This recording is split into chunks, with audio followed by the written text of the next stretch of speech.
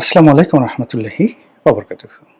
সম্মানিত দর্শক, সম্প্রতি একটি ভিডিও করেছি আমেরিকা নিয়ে, আমেরিকা পরাজিত। সেখানে আমেরিকা পরাজিত হওয়ার পরে বাংলাদেশের অবস্থা কী হবে, আমেরিকার অবস্থা কী হবে এবং মধ্যপ্রাচ্যের অবস্থা কী হবে, এটা নিয়ে একটা মোটামুটি ধারণা দেওয়ার চেষ্টা করেছি। এখন যে বিষয়টি নিয়ে আলোচনা করব, ইরান বিজয়ী। তো ইরান যে বিজয়ী হলো বা বিজয়ী হবে, এর ফলে মধ্যপ্রাচ্য, মুসলিম বিশ্ব এবং বাংলাদেশের ক্ষেত্রে কী কী ব্যাপক এবং আমূল পরিবর্তন আমরা দেখতে পাব, এই বিষয়গুলো নিয়ে আলোচনা করব। প্রথমত বলে নিই যে পারস্য এরকম একটি দেশ, যে দেশের ভাষা, শিল্প, সাহিত্য, সংস্কৃতি সারা দুনিয়ার মধ্যে অনন্য। তাদের যে ধ্রুপদী সঙ্গীত রয়েছে, ক্লাসিক্যাল মিউজিক রয়েছে, পৃথিবীতে এর সঙ্গে আর কোনো সঙ্গীতের তুলনা করা যায় না।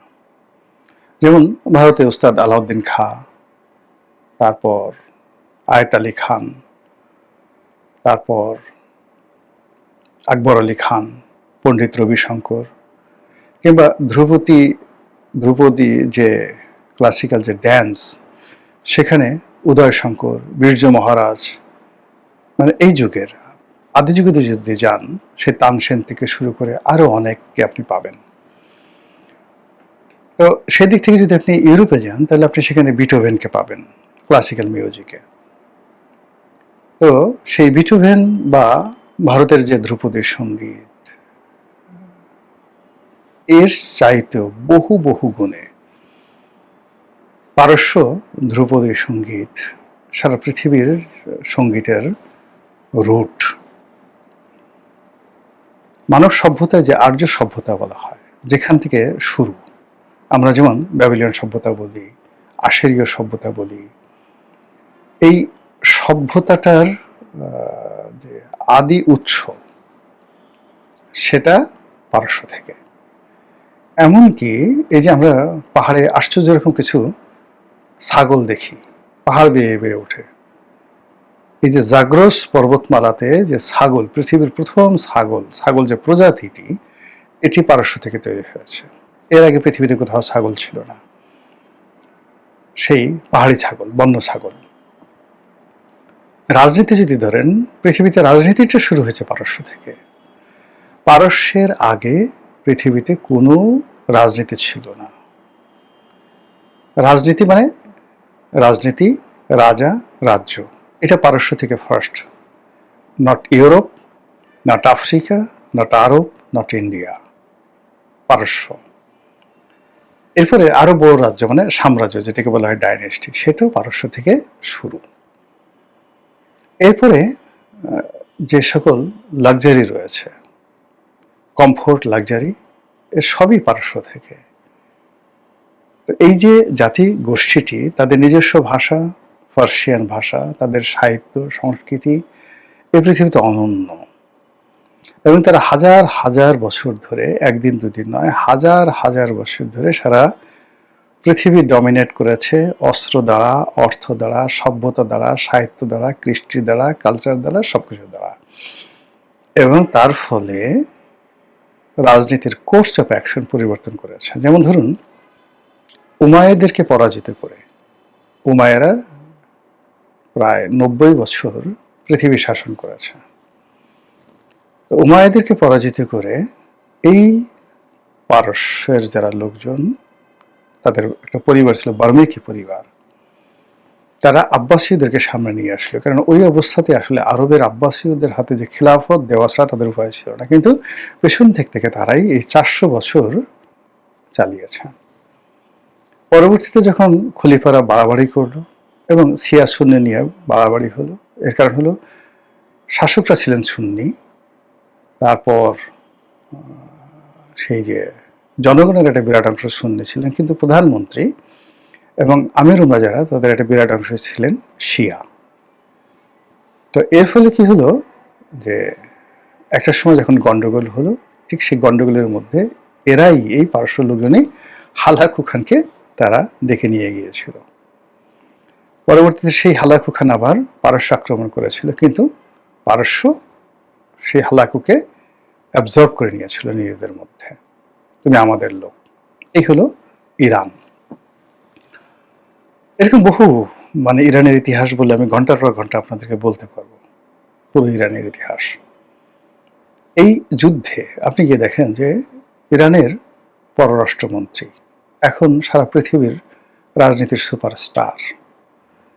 তিনি যে ভাষায় কথা বলেন, তার চেয়ে জনপ্রিয় ব্যক্তি, তার চেয়ে পরিচিত মুখ আর নেই। তার হাসি, তার এত বেদনা কষ্টের মধ্যে তার যে স্বাভাবিকতা, তাকে মনে হয় যে এই পৃথিবীতে এই মুহূর্তে সবচেয়ে স্মার্টেস্ট পলিটিশিয়ান। এই হলো ইরান জাতি। সেই ইরান জাতি বিজয়ী হয়ে গেছে। কি হবে? অনেকগুলো সম্ভাবনা। মধ্যপ্রাচ্যের দেশগুলো যেভাবে তাদের রাজতন্ত্র টিকিয়ে রাখার জন্য আমেরিকাকে তারা ট্রিলিয়ন ট্রিলিয়ন ডলার দিয়ে আসছিল, একইভাবে এখন এই বখরা খাজনা তাদেরকে ইরানকে দিতে হবে। এবং ইরান টাকা পেলে ঠিক আমেরিকা যেভাবে তাদেরকে প্রোটেকশন দিয়েছে এইভাবে তারা প্রোটেকশন দেবে। এর কারণ হলো এটা একটা সাম্রাজ্যবাদী দেশ। তারা জানে যে সব ভূমি দখল করা যায় না, সব ভূমি দখল করতে হয় না, একজন আর একজনের পেছনে লাগিয়ে রাখতে হয়। একজন রাজা ছিলেন হাম্বুরাবি। হাম্বুরাবি যে রাজা, ব্যাবিলনের রাজা, তিনি এই জেরুজালেম ধ্বংস করে সেখানে ইরাকের শাসন ব্যাবিলনের শাসন কায়েম করেছিলেন এবং সমস্ত ইহুদিদেরকে তিনি সেখানে ধরে নিয়ে গেছেন। এটা হাম্বুরাবি অথবা নেবুকাদনেজার, যে কোনো একজন। আমার ভিডিওগুলো অনেক শিক্ষিত লোক দেখেন, তো যার জন্য তথ্যপত্র সম্পর্কে সতর্ক করতে হয়। পরবর্তীতে যখন এই ব্যাবিলন নগর দখল করেন পারস্য সম্রাট সাইরাস দ্য গ্রেট, তিনি এই ইহুদিদের মুক্ত করেন। ইহুদিদের মুক্তি করে তিনি এই জেরুজালেমে আবার সেই ইহুদিদেরকে পাঠিয়ে বলেন, যাও তোমরা তোমাদের রাজত্ব করো। এখন ইহুদিদের কাছে তিনি কিন্তু সাইরাস দ্য গ্রেট অত্যন্ত সম্মানিত ব্যক্তি। কোরআনে যে জুলকারনাইন সম্পর্কে বলা হয়, এই জুলকারনাইন সবাই বলে যে ইনি সাইরাস দ্য গ্রেট। তো বোঝার চেষ্টা করুন, দিস ইজ ইরানিয়ান কালচার। তারা জানে যে কি করে কোন দেশ কিভাবে চালাতে হয়। ফলে আরবদের মধ্যে এখন রীতিমতো কান্না রোল পড়ে গেছে যে আরব বসন্ত হয়ে যেতে পারে, সবাই গণতন্ত্রের জন্য রাস্তায় নেমে আসে। কিন্তু এই কাজটি ইরান করবে না। ইরান টাকা চাইবে, ক্ষতিপূরণ চাইবে, আনুগত্য চাইবে, এবং সেটা আরব দেশগুলো দিবে, এতে কোনো সন্দেহ নেই। ফলে আমরা যেইভাবে ভয় পাচ্ছি আরবের অস্তিত্ব নিয়ে, সেটা হবে না। দ্বিতীয়ত হলো গ্লোবাল যে তেলের মার্কেটটি, সেই তেলের মার্কেটটি অনেকটা স্ট্যাবল হবে। অনেকটা স্ট্যাবল হবে। ভেনেজুয়েলা থেকে শুরু করে ইউরোপের এবং আমেরিকার, ল্যাটিন আমেরিকার যে সকল দেশ প্রচুর তেল রয়েছে, রাশিয়ার সহ, এখানে রাশিয়ার একটা সমতা ভিত্তিতে, এখন যেমন ধরুন ফ্রান্সের সাথে ইংল্যান্ডের একটা সম্পর্ক রয়েছে, জার্মানির সঙ্গে যেভাবে ইটালির একটা সম্পর্ক রয়েছে, যারা একটা সময় যুদ্ধ করেছে পরস্পরের বিরুদ্ধে, তদ্রূপ রাশিয়ার সঙ্গে ইরানের একটা ভালো বন্ধুত্বপূর্ণ সম্পর্ক তৈরি হবে, এবং এই সঙ্গে রাশিয়া, ইরান এবং পাকিস্তান একটা ভালো সম্পর্ক হবে। অথবা ইরান, চীন, রাশিয়া, উত্তর কোরিয়া একটা ভালো বলয় তৈরি হবে। এবং মুসলমান বিশ্ব সারা দুনিয়াতে যেভাবে গত 100 বছর ধরে লাঞ্ছিত অপমানিত হচ্ছে, ইরানের এই বিজয়ের ফলে উত্তর কোরিয়া, দক্ষিণ কোরিয়া, জাপান, ফিলিপিন্স, এই সকল রাষ্ট্রগুলো সহ রাশিয়ার ভিতরে যে মুসলিম কান্ট্রিগুলো রয়েছে, এইগুলো সব একত্র হয়ে যাবে এবং তারা আমেরিকাকে ঘোড়ার ডিম পাত্তাই দেবে না। এমনকি রাশিয়া এবং ইরানের সাথে বন্ধুত্ব করার জন্য অস্ট্রেলিয়া, কানাডা এবং ইংল্যান্ড রীতিমতো লাইন দেবে। এর বাইরে যেটি হবে সেটি হলো শিয়াইজম। শিয়াইজম সারা পৃথিবীতে শক্তিমত্তা অর্জন করবে। আমাদের দেশে যে সকল সুন্নি আলেম ওলামা রয়েছেন তারা বিপদে পড়বেন। এমনিতে কিন্তু এখনো পর্যন্ত আমাদের দেশে আভিজাত্য বলতে কিন্তু শিয়াইজমই আভিজাত্যের প্রতীক। এই যে বাংলাদেশে ইসমাইলিয়া সম্প্রদায় রয়েছে, আগা খান কমিউনিটি রয়েছে, আপনি কল্পনা করতে পারেন যে আমাদের অর্থনীতিতে শিয়াদের কি পরিমাণ কন্ট্রিবিউশন রয়েছে। আমাদের তো যারা মোল্লা মাওলানা রয়েছে, যারা আহলে হাদিস রয়েছে, তারা নিজেরা, যারা সুন্নি আলেম রয়েছে, যারা ওয়াহাবিপন্থী ওয়াজিন রয়েছে, তাদেরকে আমরা সংখ্যাধিক্য দেখি, মানে পরিমাণে তাদের বেশি, হাক ডাক বেশি। কিন্তু এই বাংলাদেশে যারা শিয়া কমিউনিটি রয়েছেন, তাদের অর্থনৈতিক ভিত্তি, তাদের আভিজাত্য এবং তাদের শিক্ষা দীক্ষার যে পর্যায়, এটা কল্পনা করতে পারবে না। যদি একটু আন্দাজ করতে চান, বসুন্ধরাতে যে ওদের একটা স্কুল আছে আগা খান একাডেমি বা আগা খান স্কুল, একটু দেখে আসেন যে ওখানে কারা পড়ে, কোন লেভেলের লেখাপড়া হয়, এবং ওখান থেকে যারা পাশ করে তারা পরবর্তী কিভাবে ক্যারিয়ার গঠন করে, জাস্ট একটু দেখে আসেন। তো এই যে শিয়া কমিউনিটি, পুরনো ঢাকাতে শিয়া কমিউনিটি রয়েছে, পুরোনো পল্টন রয়েছে, এখন ওদের সমস্ত কিছু চলে গেছে গুলশান, বনানী, বারিধারা এবং যাকে বলা হয় বসুন্ধরাতে। এই যে কমিউনিটিটি, এই কমিউনিটিটির সঙ্গে ইরানের যে সম্পর্ক, সেই সম্পর্কটা আরও বাড়বে এবং আমাদের দেশে এই শিয়া মতবাদ যে আছে সেই মতবাদের জনপ্রিয়তা বাড়তে থাকবে। এবং আপনি অবাক হয়ে যাবেন যে আমাদের এই দেশে যখন ইসলাম এলো, বহু বছর, শত শত বছর কিন্তু আমরা সবাই শিয়া মতাবলম্বী ছিলাম।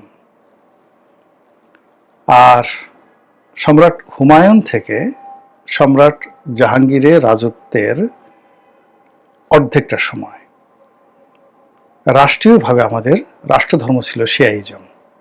মানে যখন আসছে আপনার আমাদের দেশে যে সকল অলিয়াল্লাহ গাউস কুতুব আসছে, এরা তো সবাই পারস্যের লোক, সবাই শিয়া অধ্যুষিত মানে এলাকার লোকজন। এবং যেই সময়টাতে আসছে তখন পৃথিবী চালাতো শিয়ারা।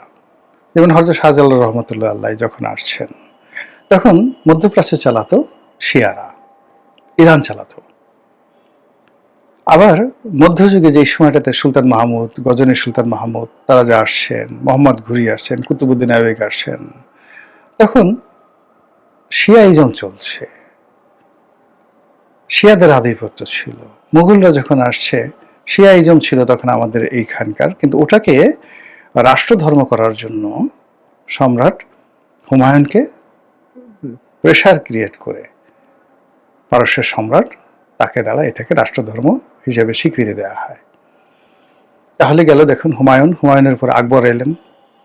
আকবরের পুরো সময়টা প্রায় 53 বছর এটা ছিল সেই রাষ্ট্রধর্ম। তারপর হুমায়ুনের পরে যে 5 বছর ছিলেন শেরশাহ, তখনও শিয়াইজম ছিল রাষ্ট্রধর্ম। সম্রাট জাহাঙ্গীরের জমানার মাঝামাঝি সময়, অর্থাৎ তিনি প্রায় 20 বছর বা 22 বছর ক্ষমতা ছিলেন, সম্ভবত মাঝামাঝি সময়, একজাক্টলি আমি ডেটটা এই মুহূর্তে বলতে পারছি না, মাঝামাঝি সময়টিতে এই রাষ্ট্রধর্ম তিনি সুন্নিয়তে নিয়ে যান। এরপর থেকে আমরা এই মানে আমাদের দেশের যে আহলে সুন্নাত ওয়াল জামাত এর যে বিস্তার, এটা এই সময় ঘটতে থাকে।